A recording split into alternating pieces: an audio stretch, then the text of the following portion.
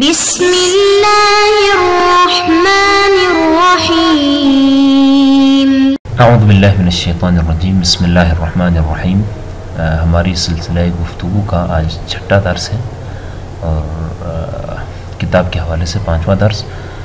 آج کا درس اللہ تعالیٰ کی صفات کے اس بات کے حوالے سے ہے۔ انشاءاللہ اس درس میں اللہ تعالیٰ کی صفات کے اس بات کے حوالے سے خواجہ نصیر الدین توسی اور علامہ حلی نے جس طریقے سے استدلال کیا ہے اس پر ہم تھوڑی سی گفتگو کریں گے۔ صفات خداوندی، اللہ تعالیٰ کی صفات میں سے سب سے پہلا مسئلہ جو اس کتاب میں بیان ہوا ہے وہ اللہ کی قدرت کا ہے۔ اللہ قادر ہے، اللہ فاعل مختار ہے، وہ اپنی قدرت ہر چیز پر قدرت رکھتا ہے۔ خواجہ فرماتے ہیں وجود العالم بعد عدمہ ینفی الایجاب، اس کائنات کا عدم سے وجود مانا، یعنی پہلے نہ تھا اب وجود میں آیا ہے۔ یہ کائنات کا عدم سے وجود میں آنا اس بات کی نفی کرتا ہے کہ اللہ تعالیٰ فاعل موجب ہے، بلکہ اللہ تعالیٰ فاعل موجب نہیں، فاعل مختار ہے۔ یہاں دو باتوں کی وضاحت ضروری ہے کہ فاعل موجب کیا ہوتا ہے اور فاعل مختار کیا ہوتا ہے۔ فاعل موجب یا مؤثر موجب سے مراد یہ ہے کہ اسے کہا جاتا ہے کہ اس سے اس کا اثر کسی صورت جدا نہیں ہو سکتا، یعنی جب سے یہ مؤثر ہے اور جب تک رہے گا اس کا اثر ہر وقت اس کے ساتھ ہوگا۔ مثلا پانی کے ساتھ تری کا ہونا، جہاں جہاں پانی ہوگا اوبویسلی وہاں پر تری بھی ہوگی۔ ایسا نہیں ہو سکتا ہے کہ پانی ہو لیکن اس میں تری نہیں ہے۔ یعنی فاعل موجب کو ہم یوں کہہ سکتے ہیں کہ وہ اپنے اثر دینے پر مجبور ہے۔ مثلا ہم جو ہے جب سورج طلوع ہوتا ہے تو اس کے ساتھ روشنی کا آنا اور حرارت بھی آنا، یہ حرارت دینا اور روشنی دینے میں سورج مجبور ہے۔ اسی طرح یعنی ہر وہ فاعل یا ہر وہ مؤثر کہ اس کا اثر اس کے ساتھ لازمی طور پر ہے، یعنی وہ اپنا اثر دینے میں مجبور ہے۔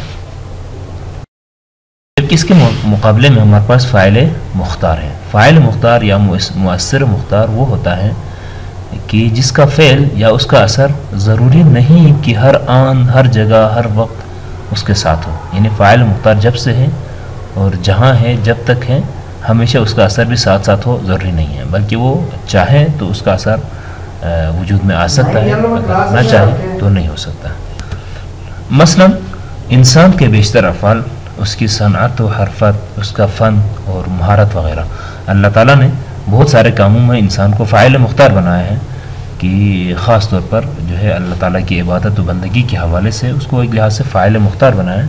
اگر چاہیں تو کر سکتا ہے، نہ چاہیں تو نہیں کر سکتا ہے۔ ایک انسان اس وقت نماز پڑھنا چاہے تو نماز پڑھ سکتا ہے، نہ چاہے تو نہیں پڑھ سکتا ہے۔ یعنی ایک چھوٹے لیول کی مثال یہ ہے کہ انسان مؤثر ہے اس نماز کے وجود میں آنے کے لیے، تو اگر وہ چاہیں تو کر سکتے ہیں، نہ چاہے تو کوئی مجبوری نہیں ہے۔ جہاں جہاں انسان ہوگا وہاں اس کے ساتھ نماز بھی پڑھنا ضروری ہو، ایسا نہیں ہے۔ اسی طرح اس کے صنعت و حرفت میں ٹھیک ہے، ایک انسان کے ساتھ ہنر ہے، اس کے پاس بنانے کا ہنر ہے، لیکن اگر وہ اپنے ہنر کو استعمال کر کے کوئی شاہکار اگر بنانا چاہے تو بنا سکتا ہے، وہ اثر وجود میں آ سکتا ہے، لیکن نہ چاہے تو نہیں بھی بن سکتا ہے۔ اسے کہتے ہیں فاعل مختار۔ فاعل موجب اور فاعل مختار کی وضاحت کے بعد یہ بات ثابت ہے کہ کائنات حادث ہے۔ یہ جس کائنات میں ہم رہ رہے ہیں، اس کائنات میں آئے روز جو تبدیلیاں آ رہی ہیں اور آتی رہتی ہیں، یہ تبدیلیاں ہمیں بتاتی ہیں کہ یہ حادث ہے، یہ پہلے نہ تھا اب ہے۔ یعنی کائنات کا وجود اس کے عدم کی بات ہے، پہلے کچھ بھی نہ تھا لیکن اس کے بعد حوادث ہمیں یہ اس بات کی نشانی کرتے ہیں کہ کچھ حادثات یا کسی وجہ سے یہ کائنات وجود میں آیا ہے۔ اس سے معلوم ہوتا ہے کہ کائنات کا مؤثر، جسے ہم عقیدے میں اللہ تعالیٰ کہتے ہیں، فاعل موجب نہیں بلکہ فاعل مختار ہے۔ کیونکہ اگر اللہ تعالیٰ فاعل موجب ہوتا تو اس کائنات کا حادث ہونا ممکن نہیں تھا۔ جس طرح اللہ تعالیٰ ہمارے عقیدے کے مطابق قدیم ہے تو اس کائنات کو بھی قدیم ہی ہونا چاہیے تھا، یا پھر اللہ کو بھی اس کائنات کے ساتھ حادث ہونا چاہیے تھا۔ ایسا نہیں ہے، لہذا فاعل مختار ہے، اللہ تعالیٰ فاعل مختار ہے، وہ جب سے ہیں ضروری نہیں کہ اس وقت سے بھی یہ کائنات و کائنات بانو بنی ہے، کیونکہ اگر اللہ تعالیٰ کو فاعل موجب مانا جائے تو اس کا حادث ہونا لازم آئے گا۔ اگر ہم اللہ کو فاعل موجب کہیں تو یہ ہوگا کہ جب بھی کائنات بنی تو مطلب اسی وقت اسی کے ساتھ اللہ بنا ہے، یا پھر اس کائنات کو قدیم ماننا پڑے گا۔ اللہ تو قدیم ہے، لہٰذا یہ کائنات چونکہ اگر اللہ فاعل موجب ہے تو کائنات بھی تب سے ہے جب سے خدا ہے۔ یہ دونوں ہمارے پاس نظریہ باطل ہے، کیونکہ فاعل موجب اور اس کے اثر میں جدائی ممکن نہیں، جبکہ یہ مسلم بات ہے کہ اللہ تعالیٰ کا حادث ہونا اور کائنات کا قدیم ہونا دونوں باطل ہے۔ یہاں پر ایک اشکال یہ آ سکتی ہے کہ آپ کی مذکورہ بارہ دلیل سے ضروری نہیں ہے کہ اللہ تعالیٰ ہی کا فاعل مختار اور قادر ہونا ثابت ہو، بلکہ ممکن ہے اللہ تعالیٰ خود فاعل موجب ہو، جس نے ایسی قوت کو خلق کیا جو براہ راست کائنات کی محدث ہو۔ بس اللہ تعالیٰ فاعل موجب اور اس معلول اول کے لیے علت ہو، اور وہ معلول کائنات کی تخلیق پر فاعل مختار ہو۔ اس اشکال کی وضاحت کچھ یوں ہے کہ آپ نے جس طرح کا استدلال کیا کائنات کے حادث ہونے کے حوالے سے، اللہ کا بھی جو ہے اللہ کا فاعل مختار ہونے پر آپ نے جو استدلال کیا ہے، اس کے علاوہ بھی تو سوچا جا سکتا ہے، وہ یہ ہے کہ اللہ تعالیٰ خود فاعل موجب ہے، اس نے اپنی قدرت یا اپنے ایک ایسے قوت کو خلق فرمایا بعنوان فاعل موجب، یعنی وہ جب سے ہیں تب سے اس کا وہ اثر ساتھ ہے، لیکن وہ اثر فاعل مختار ہے، اس نے اپنے اختیار سے اس کائنات کو خلق کیا۔ جواب میں فرماتے ہیں قال والواسطۃ غیر معقولہ، کیوں کائنات اور اللہ کے درمیان ایک وسیلے کو اور واسطے کو آپ فرض کر رہے ہیں کہ اللہ تعالیٰ مجبور ہے کوئی قوت خلق کرنے، قوت کے لیے مؤثر بننے پر جو اس کے ساتھ ہمیشہ سے ہیں، پھر وہ جو قوت ہے اللہ تعالیٰ کی جو اثر کے ذریعے سے جو قوت پیدا ہوئی ہے وہ فاعل مختار ہو، اس قوت کا واسطہ دینے کی کیا ضرورت ہے؟ یہ معقول نہیں ہے، یہاں کسی واسطے کا تصور نامعقول ہے، کیونکہ جب ہم اللہ تعالیٰ کو کائنات کا محدث کہتے ہیں تو کائنات کو اس کے تمام اجزاء کے ساتھ مراد لیتے ہیں، اللہ اور ما سوى اللہ۔ ہمارے پاس دو حقیقتیں ہیں، اللہ و ما سوى اللہ۔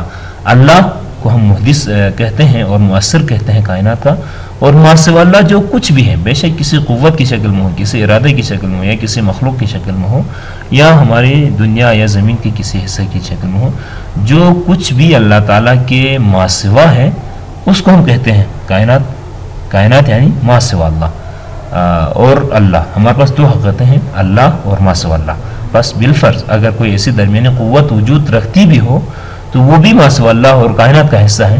بس کل کائنات کا محدث اللہ تعالیٰ کی قادر مطلق اور فاعل مختار ذات ہی ہیں، کوئی درمیان میں کسی فاعل مختار قوت کا تصور کرنا معقول بھی نہیں ہے۔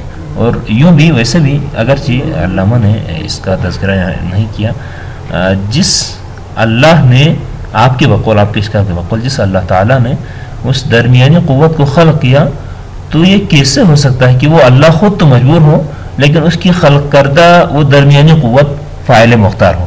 یہ خود ہی ایک نامعقول جواب ہے، یہ ایک نامعقول اشکال ہے۔ ایک اور اشکال اور اس کا جواب یہاں پر دینا چاہتے ہیں، ایک اشکال سے فارغ ہونے کے بعد فرماتے ہیں وقال يمكن عروض الوجوب والامکان للاثر باعتبارین، ایک اثر کے لیے دو اعتبارات سے، ایک طرف سے یہ واجب ہو، دوسری طرف سے امکان ہو، یہ ممکن ہے۔ در حقیقت یہ بھی ایک اشکال کا جواب ہے۔ کسی اثر کے وجود میں لانے کے لیے مؤثر دو حالتوں سے خالی نہیں ہوتا ہے، اس میں اثر کے وجود میں آنے کی ساری جہات موجود ہیں۔ مثلا یہ جو مؤثر ہے، اس مؤثر کے اندر وہ ساری خصوصیات، کوالٹیز، صفات اور حالات اور اختیارات موجود ہیں کہ جس کے بعد ایک اثر نے پیش آنا ہے، ایک اثر نے وجود میں آنا ہے۔ یعنی کسی زائد مرجح کا ہونا ضروری ہے، ورنہ ترجیح بلا مرجح لازم آئے گا۔ یعنی اس مؤثر کے اندر تو وہ ساری جہات موجود نہیں ہیں کہ ایک اثر خلق کر سکیں، لیکن تب اگر اس کے باوجود بھی اگر کسی اثر کو سامنے لانا ہو تو ہمارے پاس کوئی مرجح کا ہونا ضروری ہے، اس وجہ سے یہ چیز بنی ہے۔ ورنہ اگر ایسا مرجح بھی نہ ہو اور اس میں جو ہے جہات بھی پوری نہ ہو تو ترجیح بلا مرجح لازم آئے گا۔ یہ ایک اشکال ہے۔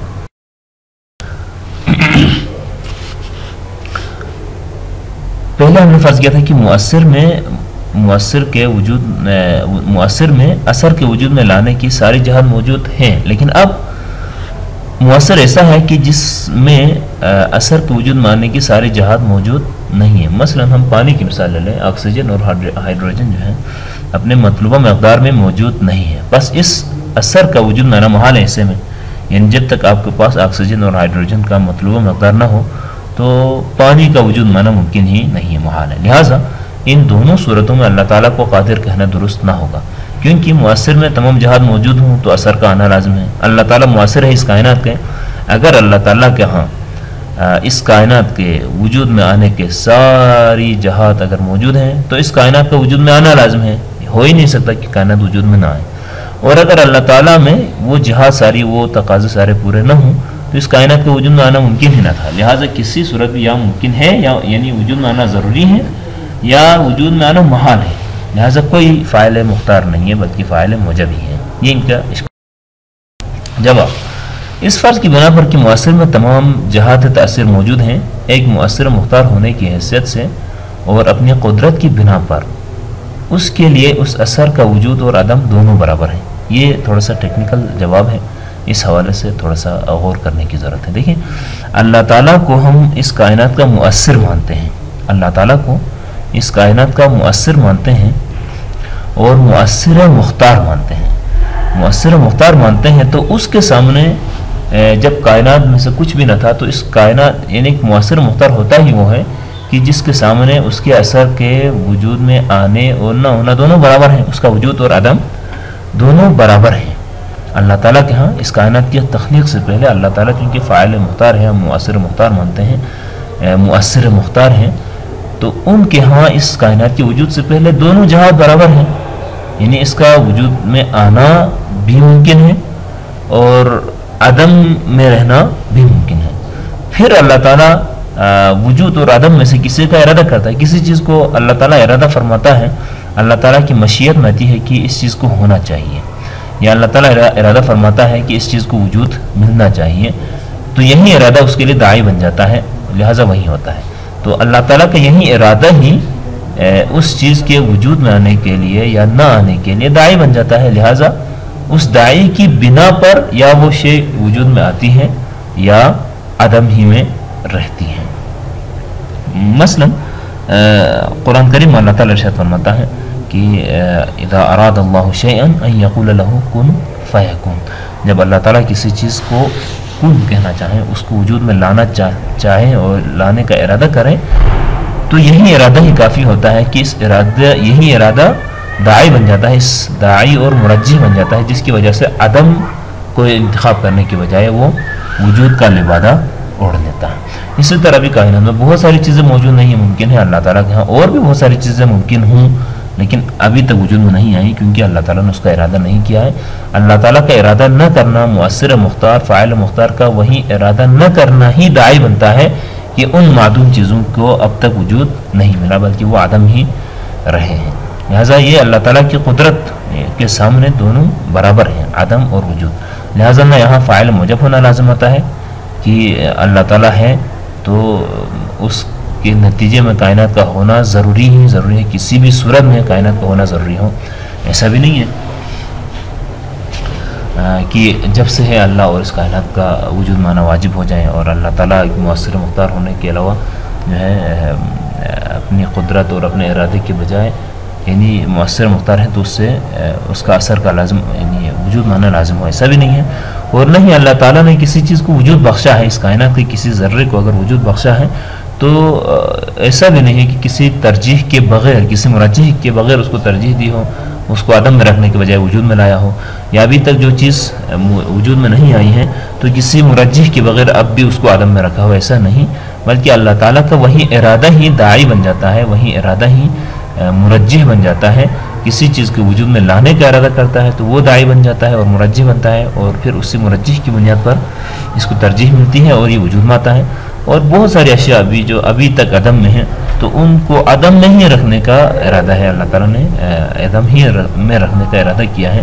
تو اللہ کا یہی ارادہ مدعی ہے، داعی ہے اور اس کا مرجح ہے، جس کی وجہ سے اب تک اس سے وجود نہیں ملا. اللہ تعالیٰ نے اب تک اس سے عدم میں رکھا ہوا ہے. یہاں ایک اور نتیجہ بھی نکلتا ہے اور وہ یہ نتیجہ کہ یہیں سے اکثر متکلمین کی بات پر وارد ہونے والا وہ اشکال بھی دور ہوتا ہے جو کہتے ہیں کہ فاعل مختار وہ ہیں جو وجود اور عدم میں سے کسی کو بھی کسی مرجح کے بغیر ترجیح دے سکتا ہے. یعنی متکلمین نے ایک بات کی ہے فاعل مختار کے حوالے سے، فاعل مختار ہوتا ہی وہ ہے یا وہی ذات فاعل مختار ہیں جو کسی چیز کو وجود میں لانے یا عدم میں رکھنے کے حوالے سے مجبور نہیں ہے. وہ کسی بھی مرجح کے بغیر کسی چیز کو وجود میں لا سکتا ہے اور کسی بھی مرجح کے بغیر اس کو عدم میں رکھ سکتا ہے. تو یہاں پر ان کے اس قول پر لوگوں نے اشکال کیا، کچھ ایک اشکال وارد ہوتا ہے، وہ اشکال یہاں سے دور ہوتا ہے، کیونکہ ایسا نہیں بلکہ فاعل مختار کی قدرت اور اس کا ارادہ ہی کسی طرف کا داعی اور مرجح بنتا ہے. یعنی یہ کہنا درست نہیں ہے کہ کائنات میں جو بھی چیز کو وجود ملی ہے، کسی بھی چیز کو وجود ملی ہے یا عدم میں ہے، تو اللہ تعالیٰ نے بغیر کسی مرجح کے اس کو وجود بخشا ہے یا اس کو عدم میں رکھا ہے. نہیں، بلکہ اللہ تعالیٰ جب کسی چیز کا ارادہ کرتا ہے، کسی چیز کو وجود میں لانے کا ارادہ کرتا ہے، تو یہی ارادہ ہی اس چیز کے وجود کا داعی بنتا ہے. اور جب اللہ تعالیٰ کسی چیز کو وجود کے بعد عدم کی طرف لے جانے کا ارادہ کرتا ہے، تو یہی ارادہ اس کے معدوم ہونے کا مرجح بنتا ہے. یا کسی چیز کو وجود میں ہی نہ لانے کا ارادہ کرتا ہے، تو یہ ارادہ بھی اس چیز کے معدوم رہنے کا مرجح بنتا ہے. لہٰذا بغیر مرجح کے اللہ تعالیٰ فاعل مختار ہیں، بغیر مرجح کے کسی کو ترجیح نہیں دیتا، بلکہ اللہ تعالیٰ کا ارادہ ہی اس طرف کو ترجیح دینے کا مرجح بن جاتا ہے. ارادہ خداوندی ہی کسی چیز کے وجود یا عدم کا باعث بنتا ہے اور اس کی دلیل اور اس کا مرجح بنتا ہے. یہاں تک ہم نے ایک فاعل مختار کے حوالے سے کافی گفتگو مکمل کی. انشاءاللہ آنے والے درس میں کسی اور موضوع کے ساتھ آپ کی خدمت میں حاضر ہوں گے. والسلام علیکم ورحمۃ اللہ وبرکاتہ.